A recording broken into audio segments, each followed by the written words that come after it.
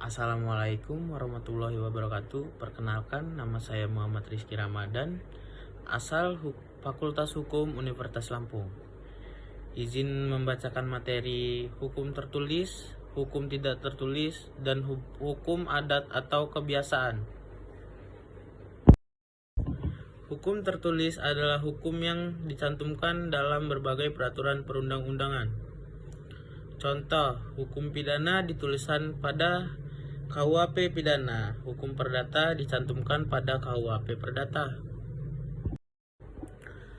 Jenis hukum tertulis. Hukum tertulis dikodifikasikan, yaitu hukum tertulis yang disusun secara lengkap, sistematis, teratur, dan dibukukan sehingga tidak memerlukan peraturan pelaksanaan. Contohnya, KUH Pidana, KUH Perdata, KUH Dagang.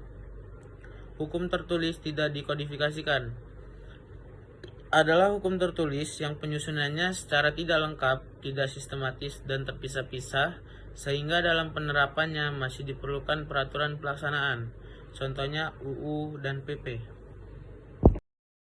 Hukum tidak tertulis adalah hukum yang masih hidup dalam keyakinan masyarakat, tetapi tidak tertulis. Hukum tidak tertulis juga disebut hukum kebiasaan.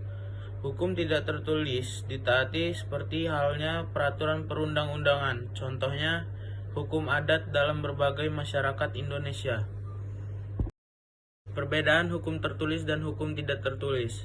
Yang pertama, hukum tertulis aturannya pasti, bersifat memaksa, dan sanksinya berat, mengikat, dan memiliki alat penegak peraturan, dibuat oleh badan tertentu atau penguasa. Hukum tidak tertulis kadang aturannya tidak tertulis dan tidak pasti. Ada atau tidaknya alat penegak hukum yang tidak pasti, dibuat oleh masyarakat, bersifat tidak terlalu memaksa, dan sanksinya ringan. Kekurangan dan kelebihan hukum tertulis dan tidak tertulis. Kelebihan hukum tertulis adalah adanya kepastian hukum dan penyederhanaan hukum serta kesatuan hukum. Kekurangan hukum tertulis. Hukum tersebut bila dinotasikan bergeraknya lambat atau tidak dapat mengikuti hal-hal yang terus bergerak maju. Kelebihan hukum tidak tertulis, perubahannya tidak memerlukan tata cara tentu sehingga tidak memerlukan waktu lama. Kekurangan hukum tidak tertulis, susah dikenali atau diidentifikasi dan oleh karenanya sulit ditemukan kembali. Hukum adat dan kebiasaan. Sistem hukum adat merupakan sistem hukum yang otentik bersumber dari tradisi bangsa Indonesia. Sumbernya adalah peraturan-peraturan hukum yang tidak tertulis, yang tumbuh dan berkembang, yang dipertahankan dengan kesadaran hukum masyarakat. Istilah hukum adat pertama kali dikemukakan dengan Snow Hurgronje, dikenal dengan adat Rets dan adat Rets de Adsher untuk hukum adat Indonesia yang tidak dikodifikasikan. Supomo dan Hazirin berpendapat bahwa hukum adat adalah hukum yang mengatur tingkah laku manusia Indonesia dalam hubungan satu sama lain. Tenhar membuat dua perumusan yang menunjukkan perubahan pendapatnya tentang apa yang dinamakan hukum adat.